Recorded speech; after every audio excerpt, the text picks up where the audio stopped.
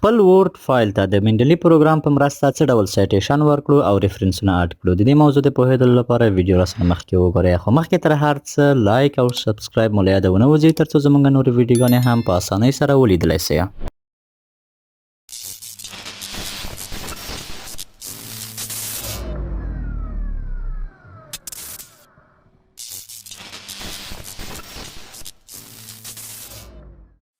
بسم الله الرحمن الرحیم. زه وحید الله امرخیل د کندهار پوهنتون انجینري پوهنځی انرژي څانګې څلورم کال محصل ستاسو په خدمت کې یم.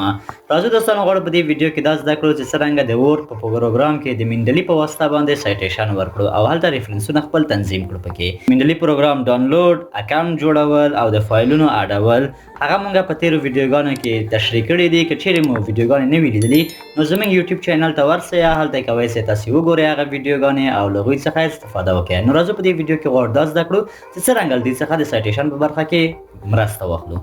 مخکې له هر څه دوستانو ستاسو باید اول د انټرنیټ له کنیکشن څخه خپل ځان مطمئنه کړئ چې ستاسو کمپیوټر له انټرنیټ سره وصل دی او وروسته له هغې څخه باید تاسو په دې باندې هم ځان مطمئنه کړئ چې ستاسو ورډ پروګرام د منډلي له پروګرام سره وصل دی. دوستانو که دا چیرې وصل نه وي دا نو بیا هم کولی سئ زموږ ویډیوګانې وګورئ او له هغه څخه یې وصلول زده کړئ. نو زه راځم دلته د سایټیشن په برخه کې ترېنه مرسته اخلم. نو راځو لومړی به یو متن ولیکو. په دې شکل دوستانو ما د خپله د ورډ هغه متنونه چې دي له هغه څخه استفاده کوم. ما دا متن ولیکه. نو راځم دلته زه اوس فعلا سایټیشن ورکوم او په اخره کې له ریفرنسونو څخه هم کار اخلم. نو راځو فعلا دوستانو څه ډول له کومو پیپرو او په څه شکل باندې موږ دلته سایټیشن ورکوو.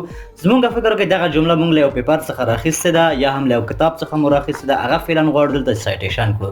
نو راځو دلته ورته لیکو دوستانو وګورئ په دغه آیکن باندې دلته کلیک کوو، لیکلي دي انسرټ سایټیشن. نو په دې باندې کله موږ کلیک وکړو راځي دلته ګورو دوستان د منډلي هغه موږ ته راخلاصه سوله صفحه.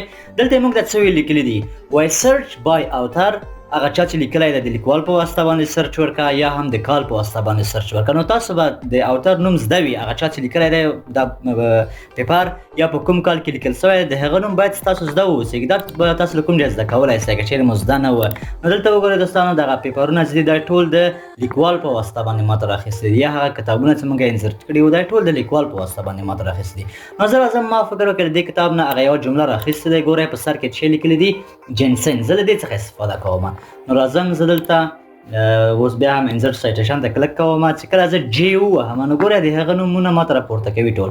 نو له کوم یو څخه ما استفاده کړې وه؟ ما دغه کتاب څخه استفاده کړې وه. لیکوال جنسن دی او د کتاب نوم چې دی انرژي سټوریج دی. کله چې باندې کلیک وکړم ورته ووایم اوکې.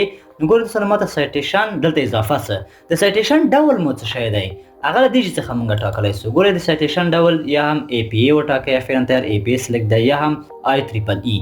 نو دغه دواړه چې دي دا ډېر مشهوره دي، کولی سئ چې له دو څخه استفاده وکړئ.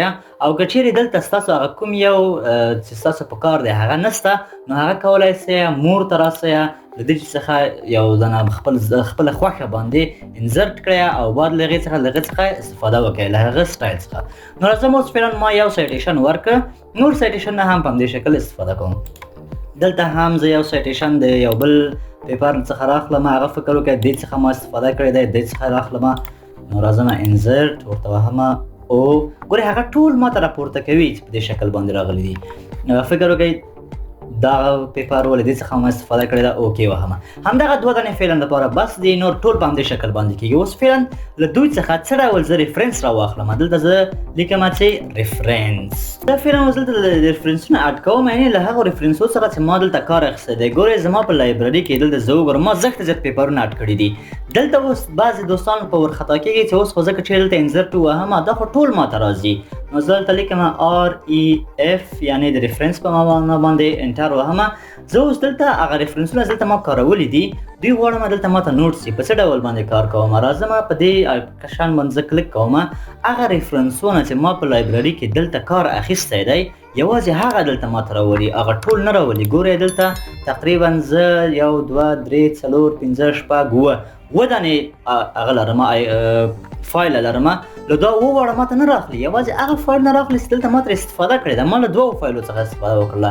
نو چې کله زه انسرټ ووهم ګورې هغه دوه فایله ماته راولي. نو دا و دوستانو د دې څخه د استفادې طریقه په دې هیله چې ویډیو مو خوښه سوې اوسیږي او یو څه مو ترې زده کړي اوسیږي. سبسکرایب کول زموږ د چینل مه هېروئ تر څو نوې ویډیوګانې هم په اسانۍ سره وکتلی سئ.